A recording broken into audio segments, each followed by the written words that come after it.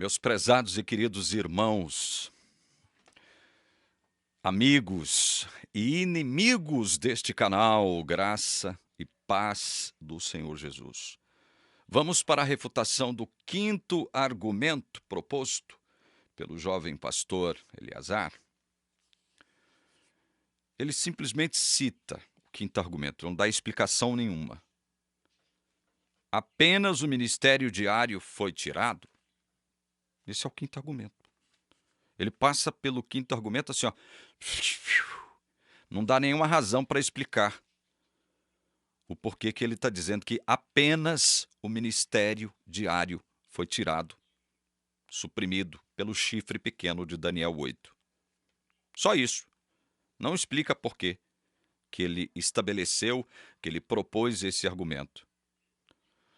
O que nos parece é que ele minimiza a gravidade por desconhecer as implicações de se suprimir o ministério diário lá do tabernáculo ou do santuário. O propositor parece não ter nunca entendido a dinâmica dos serviços relacionados ao santuário, o tabernáculo.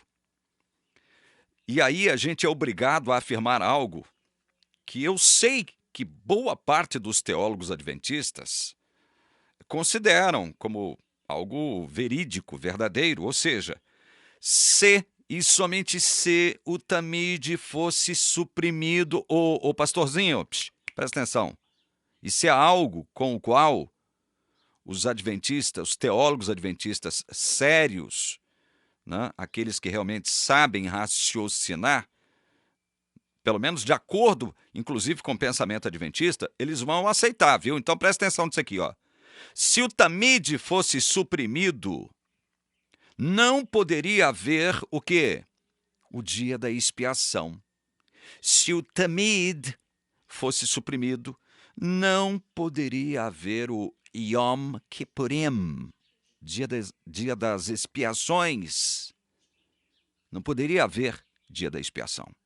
Será que você não entendeu isso? Logo, com a supressão do tamid, todo o sistema sacrificial estaria o quê? Comprometido. O pastorzinho, presta atenção. Põe essa massa cinzenta, que você chama de cérebro, aí dentro dessa sua cachola, para funcionar. Estude o assunto de modo mais profundo, para você entender isso. Para você não elaborar um argumento que você nem explica por que você propôs esse argumento. Apenas o ministério diário foi tirado, como se fosse coisa de só menos importância. Minimizar a supressão dos sacrifícios diários, representados pela palavra hebraica tamid, aqui no capítulo 8, ao ponto de considerá-lo algo menor, evidencia mais uma vez, a incapacidade do proponente em discutir o assunto em alto nível, com profundidade, com embasamento, uma vez que sua limitada posse de dados acerca das questões envolvendo o tabernáculo o impossibilita de alcançar a importância, o significado e a gravidade dos ritos realizados no recinto sagrado. Presta atenção, ô pastorzinho. Portanto, ao suprimir os sacrifícios diários, representados pela palavra hebraica tamid, aqui no capítulo 8, o chifre pequeno estaria anulando simplesmente nada mais, nada menos do que todo o sistema sacrificial do tabernáculo e, com isso, lançando por terra toda a verdade do evangelho, tipificada por meio de seus rituais sagrados. Só isso. Será que você não analisou as consequências, as implicações de fazer tal afirmação? Não, ô pastorzinho, presta atenção. Agora, vamos analisar o seu argumento segundo a ótica adventista, segundo os postulados, ou o postulado da igreja adventista em relação ao diário. Parece que você não conseguiu equacionar as coisas, né, ao propor esse argumento aqui e não explicar por que você propôs esse argumento. Simplesmente emitindo o argumento e não explicando e passando para frente. Apenas o ministério diário foi tirado? Então vamos lá. Como é que a Igreja Adventista do Sétimo Dia, em sua teologia, considera a questão da supressão do sacrifício diário produzida pelo chifre pequeno? Como é que a igreja considera isso? Eu leio o que consta aqui no livro Questões sobre Doutrina, a página 199, o que consta. Olha aqui. Achamos, portanto, que o santuário de Daniel 11 a 14 deve abranger tanto o santuário terrestre como o celestial. Semelhantemente, o contínuo, o tamid, né, deve representar os serviços diários regulares ou contínuos de ambos os santuários. De modo análogo, a transgressão assoladora certamente representa as atividades tanto de Roma pagã como papal, que tornam... Escute isso aqui, gente. Escute isso aqui, gente. Presta atenção nisso aqui. Vou repetir a última afirmação aqui.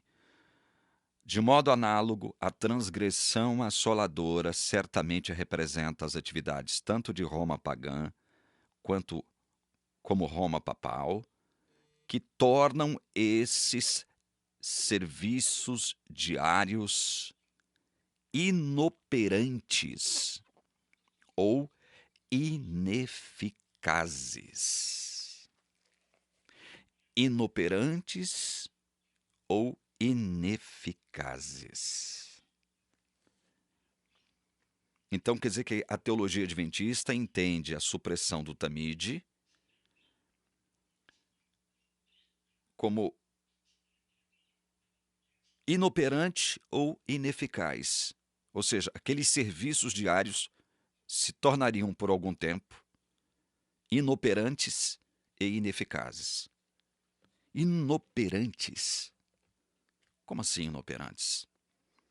Se ela faz uma dupla aplicação dos serviços diários aqui, olha, como sendo algo pertencente tanto do santuário terrestre como do celestial, porque é isso que ela fala aqui, olha.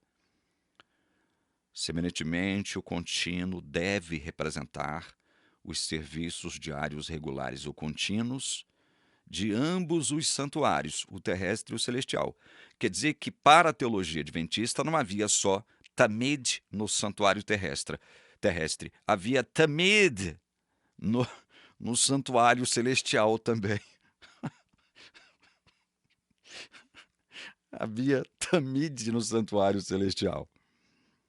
De modo análogo, a transgressão assoladora certamente representa as atividades de Roma pagã, tanto de Roma pagã como papal, que tornam esses serviços diários inoperantes ou ineficazes. Então tá bom, quer dizer que Roma tornou os serviços diários inoperantes. O que é algo inoperante? Algo operante eu sei o que é. É algo que está em operação, está em processo de operação, está produzindo algo, não é? Está transcorrendo. Inoperante é algo que cessa de operar. E aí, o sentido, né, é deixar de operar. Algo inoperante é algo que se estagnou, parou num ponto. Ele não opera mais. E a igreja adventista está dizendo que Roma pagã e Roma papal tornariam os sacrifícios diários, tanto no terrestre quanto no santuário celestial, inoperantes ou ineficazes. Bom, se é inoperante, não opera mais. Portanto, não existe eficácia naquilo que não é operado. Primeiro tem esse detalhe, né? Tem esse detalhe. Se é inoperante, se o sacrifício se tornou inoperante, não opera, né? E aí ele se torna ineficaz. É ineficaz porque ele não está operando. Então não tem como ele ser eficaz se ele não está operando, né? Ele só poderia ser caracterizado como ineficaz se ele estivesse em operação. Mas a própria igreja está dizendo que o sacrifício diário no santuário celestial, por Roma papal, se tornou inoperante. Aí ela diz, inoperante e ineficaz. Tá, mas o que era representado no tabernáculo terrestre pelos serviços diários? Olha, tudo isso nós precisamos falar por conta desse argumento estúpido desse jovem pastorzinho imaturo, ingênuo, e que não sabe raciocinar nem de acordo com a teologia que ele procura defender. Coitado. Ele está embaçando cada vez mais a teologia adventista, né? Olha, vou ler aqui 2 trechinhos rapidinhos do livro Questões sobre Doutrina. Primeiro a página 308, depois a página 309. Para a gente tentar mostrar para você quão defeituoso é esse quinto argumento do jovem pastor lá. Página 308. Acerca do sacrifício diário, né? Quando era aspergido o sangue, registrava-se o pecado no santuário.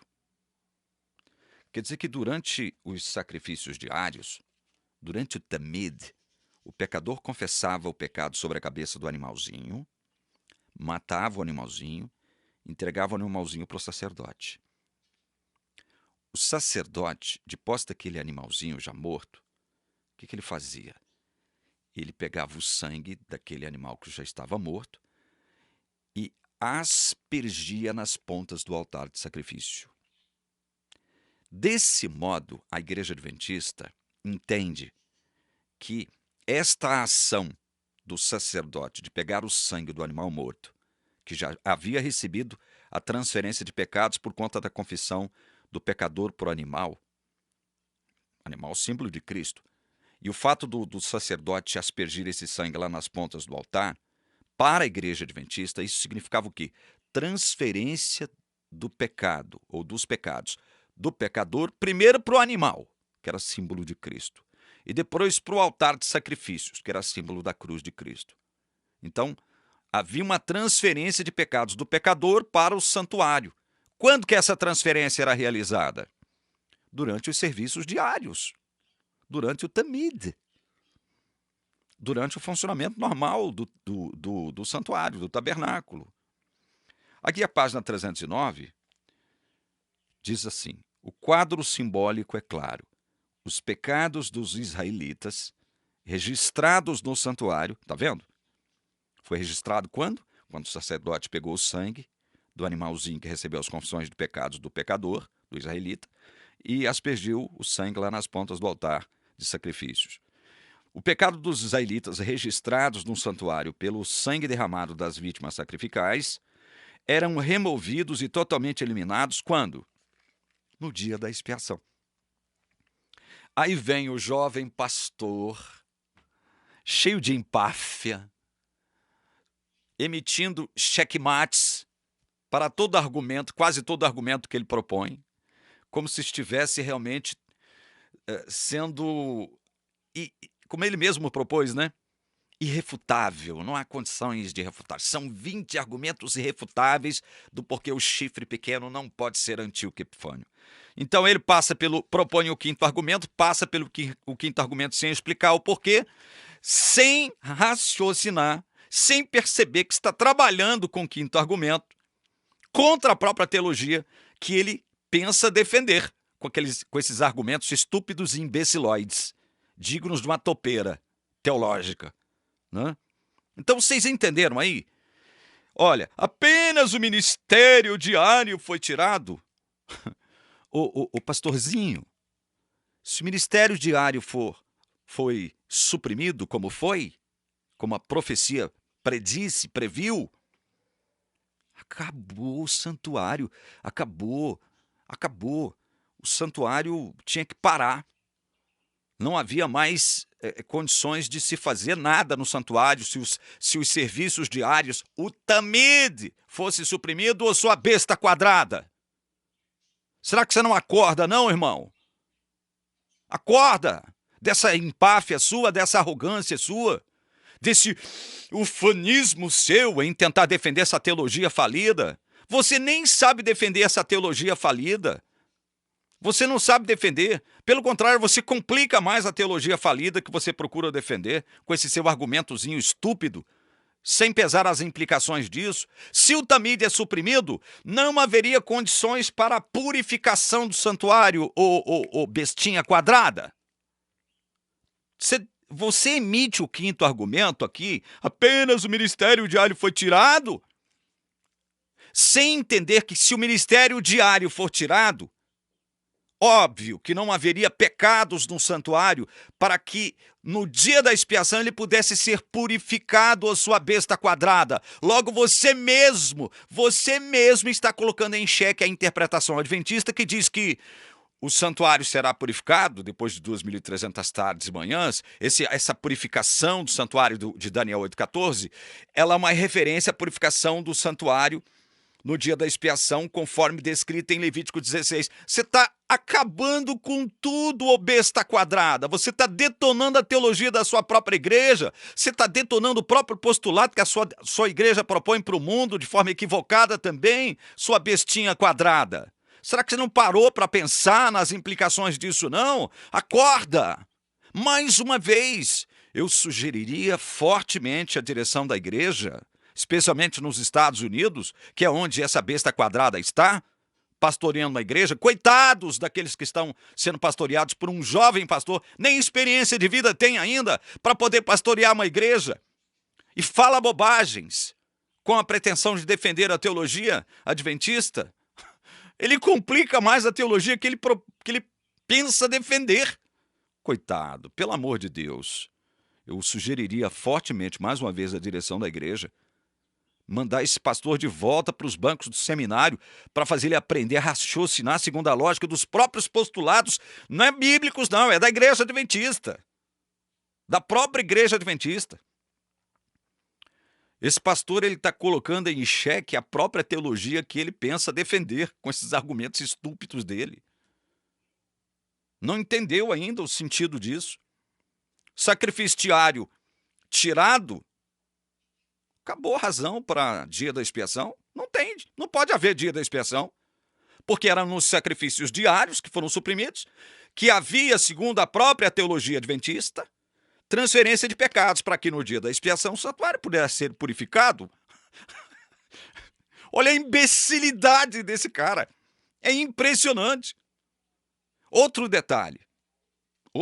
Então quer dizer que Roma pagã e Roma papal conseguiu tornar inoperante e ineficaz o ministério de Cristo no santuário celestial, porque, segundo o entendimento adventista, Jesus, quando ascendeu aos céus, logo após a ressurreição, ele não foi direto para o Santíssimo.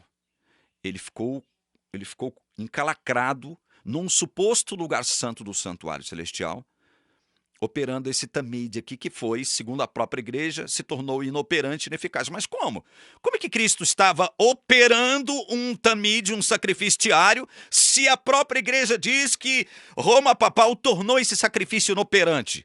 Quer dizer que Cristo estava operando, mas os sacrifícios se tornaram ineficazes porque a Igreja Católica, né, ela embaçou o entendimento disso. Quer dizer que Jesus estava fazendo um serviço que ele não alcançou efetividade na vida das pessoas. Vocês tinham que resolver isso. O próprio autor desse livro aqui, George Knight, que é um teólogo eminente da Igreja Adventista, nem sei se está vivo ainda. Ele é adventista e defende a igreja. Só que ele é um crítico de certos posicionamentos teológicos e comportamentais da igreja. Ele é crítico, muito ácido, inclusive. Por isso que muitos pastores, os obscurantistas, muitos membros da igreja obscurantistas, muitos teólogos da igreja obscurantistas, odeiam esse cara, o George Knight. Ele diz aqui a página 76 do seu livro: A inflexibilidade exagerada na aplicação de nosso conhecimento da sombra pode levar a conclusões problemáticas. Afinal, Jesus não está derramando seu sangue no altar de sacrifícios queimados. Isso era realizado quando? No Tamid, no diário, nos sacrifícios diários. Nem mesmo está aspergindo-o nos chifres do altar. Isso lá do santuário celestial.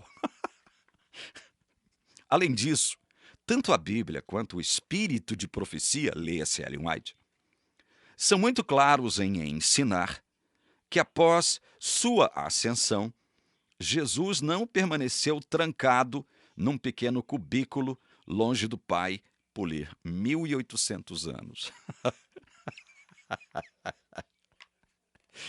Ai, meu Deus, ele diz que tanto a Bíblia, com relação à Bíblia, ele está correto. Mas ele inclui o espírito de profecia, ou seja, Ellen White.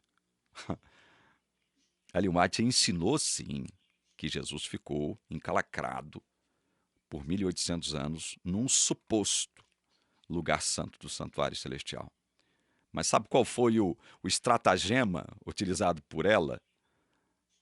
E que ele aprova aqui, porque ele diz aqui, logo abaixo desse parágrafo que eu li, ele diz, olha, o Novo Testamento afirma repetidamente que Jesus assentou à destra de Deus após a ascensão. Destra de Deus no santuário celestial, que só existe um compartimento. Lá não existem dois compartimentos, né? Por isso que Jesus sobe aos céus e se assenta à destra de Deus, o trono de Deus. Aí ele continua aqui. Ellen White viu um trono no lugar santo, indicando a mesma verdade. Ele fala algo meio verdadeiro e depois, para consubstanciar a meia mentira, a meia verdade que ele contou, dizendo que Ellen White viu um trono no lugar santo do santuário celestial. Meu Deus do céu. Ela realmente viu, eu mostrei isso aqui já num vídeo para vocês. Ela realmente viu um trono no lugar santo. Mas se o tabernáculo terrestre, o santuário terrestre, conforme exige a própria interpretação adventista, era uma cópia exata do santuário celestial, havia um trono no lugar santo, teologia adventista? Havia. Respondam para mim. Havia um trono no lugar santo do tabernáculo? Havia. Como é que essa doida, essa maluca, dessa Ellen White, conseguiu ver aquilo que não existe? Um trono num suposto lugar santo do santuário celestial, onde Jesus ficou ali encalacrado por 1.800 anos, realizando um ministério que a própria igreja diz que foi inoperante e ineficaz por conta dos postulados católicos, que são enumerados, tanto no Grande Conflito quanto aqui, ó, no Comentário Bíblico Adventista. Olha aqui, vou ler para vocês. Comentário Bíblico Adventista, eu acho que é o volume 4, que trata de Isaías a Malaquias. Aí diz aqui, página 928. A retirada do diário. Veja que nós estamos tratando de assuntos relacionados ao quinto argumento desse imbecilóide lá de Connecticut. A retirada do diário representa a substituição do papado, da união voluntária de todos os crentes em Cristo, pela união obrigatória com uma igreja visível, da autoridade de um cabeça visível, o Papa, no lugar de Cristo, a cabeça invisível da igreja, de uma hierarquia sacerdotal no lugar do acesso direto a Cristo para todos os crentes, de um sistema de salvação por obras ordenadas pela igreja no lugar da salvação pela fé em Cristo e, mais particularmente, do confessionário e da missa no lugar da obra mediadora de Cristo como sumo sacerdote nas cortes celestiais. Esse sistema desviou por completo a atenção do ser humano de Cristo e, assim, o privou dos benefícios de seu ministério. Os benefícios do ministério de Cristo, lá nesse suposto lugar santo, durante 1.800 anos, se tornaram inoperantes e ineficazes, porque a Igreja Católica instituiu alguns postulados antibíblicos, né? A gente sabe disso. Mas a própria doida, a própria maluca da Ellen White disse que dentro do catolicismo Deus tem os seus lá dentro. Salvará muitos católicos. E eu creio nisso também. E não é só com relação à Igreja Católica, não. Deus vai salvar muitos católicos, não enquanto católicos, vai salvar muitos testemunhas de Jeová, não enquanto testemunho de Jeová, mormons, não enquanto mormons, adventistas, não enquanto adventistas, né? Espíritas, não enquanto espíritas, mundanos, não enquanto mundanos. Deus vai tirar muita gente desses lugares. Eu acredito nisso. Como é que o sacrifício de Cristo, então, eu estou falando sobre a ótica adventista, poderia ser ineficaz e inoperante? Se a própria Roma papal acabou com o sacrifício diário. Veja, a profecia diz que o sacrifício diário fora suprimido. Acabou. Como é que Roma papal conseguiu suprimir o tamide lá no santuário celestial? Como? Simplesmente tornando o tamide, segundo o entendimento da Igreja de Cristo acerca do ministério, o suposto ministério de Cristo no lugar santo por 1800 anos? Acabou a história? Porque para interpretar a profecia da forma como ela foi concebida pela Bíblia, o tamide não teria que existir, não. Não teria que existir. A página 49 desse livro aqui, ó, A Luz de Hebreus, o editor desse livro foi o Frank Holbrook, o outro eminente teólogo adventista. Esse livro foi publicado pela Unas Press aqui no Brasil. Esse livro é utilizado no curso de teologia da Igreja Adventista, nos seminários adventistas aqui no Brasil. Olha o que a página 49 está afirmando. Ellen White afirmando. Eles estão fazendo uma citação de Ellen White. Durante 18 séculos, este ministério qual? O tamide, contínuo, continuou no primeiro compartimento do santuário. Durante 18 séculos, este ministério continuou no primeiro compartimento do santuário. Continuou o ministério. Cristo estava realizando o ministério, mas ele se tornou inoperante e ineficaz. Os efeitos desejados por esse ministério não foram alcançados por conta da Igreja Católica. É isso, em outras palavras, que vai dizer a Igreja Adventista do Sétimo Dia. Então como? Me expliquem como. Se esse ministério diário de Cristo se tornou inoperante e ineficaz, como é que Cristo poderia realizar um dia da expiação? Em 1844. Começar a realizar um dia da expiação a partir de 22 de outubro de 1844. Ah, não, para o William Shea não foi 22, foi 20 de outubro, perdão. Aí eu já não sei se eu falo mais com base em Ellen White ou com base no William Shea. Meu Deus do céu. A igreja, ela não decide, né?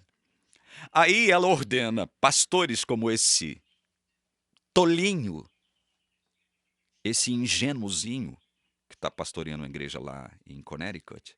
Acho que ele foi premiado, né, por defender a igreja aqui. Ele tem um canal no YouTube, se não me engano o nome do canal é Fala Pastor.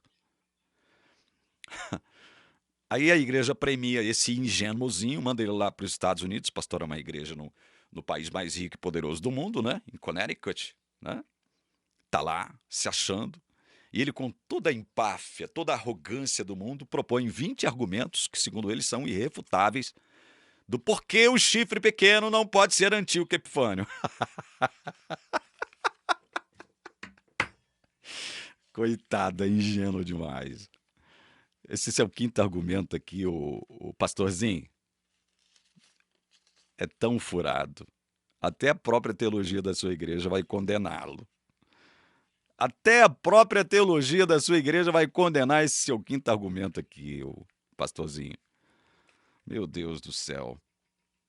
Falando sério agora, meus irmãos, amigos e inimigos que estão me detonando aqui na seção de comentários. Vocês não... Vamos falar especialmente para os inimigos. Será que vocês não conseguem raciocinar segundo a lógica dos próprios postulados que vocês defendem? Vocês não conseguem raciocinar? Vocês não conseguem raciocinar? Segundo a lógica dos próprios postulados que vocês defendem? Elaborados pela teologia da igreja que vocês defendem? Será que vocês não conseguem raciocinar? Meu Deus do céu! Falta muita inteligência na cabeça desses irmãos. Veja, eu estou chamando vocês de irmãos adventistas. Ou inimigos adventistas deste canal, eu estou chamando vocês de irmãos. Irmãos, meus irmãos adventistas, que são inimigos deste canal, eu apelo para o vosso bom senso, eu apelo para a vossa inteligência. Vocês acham que eu estou aqui? Vocês acham que eu estou aqui detonando os pontos frágeis da teologia que vocês defendem, porque eu gosto? Vocês acham que eu estou aqui sendo achincalhado de tudo quanto é jeito, porque eu gosto, eu sou masoquista? Vocês acham mesmo? Raciocinem segundo o ponto de vista bíblico. Ou então procurem raciocinar segundo o ponto de vista da própria igreja que vocês defendem, e a partir daí comparem a lógica do raciocínio adventista com a própria palavra de Deus. Para vocês verem quem é que está certo, quem é que está errado. Porque os dois não podem estar certos, especialmente nessa questão aqui, não. Alguém tem que estar errado nessa questão. Bom, quinto argumento virou pode-traque. Esse quinto argumento que o pastorzinho lá diz ser irrefutável. Virou pode-traque. Ainda restam mais 15 argumentos. Vocês não perdem por esperar, porque vocês vão ouvir ainda muitas bobagens aqui, nesses últimos 15 argumentos. Tá? Eu rogo a Deus, com a minha mão direita levantada aos céus, evidência da minha sinceridade na oração que eu faço agora. Que Deus abençoe você, inimigo desse canal. Que a sua mente seja ungida, receba a unção do Espírito Santo para que você enxergue as contradições dessa teologia adventista. Que você não se torne inimigo do povo adventista, mas que você possa se erguer como um arauto, mais um arauto da verdade, com o objetivo de iluminar a mente dos nossos irmãos adventistas que ainda não puderam receber a revelação ou as revelações da palavra de Deus. É o que eu rogo em nome do Senhor Jesus. Amém.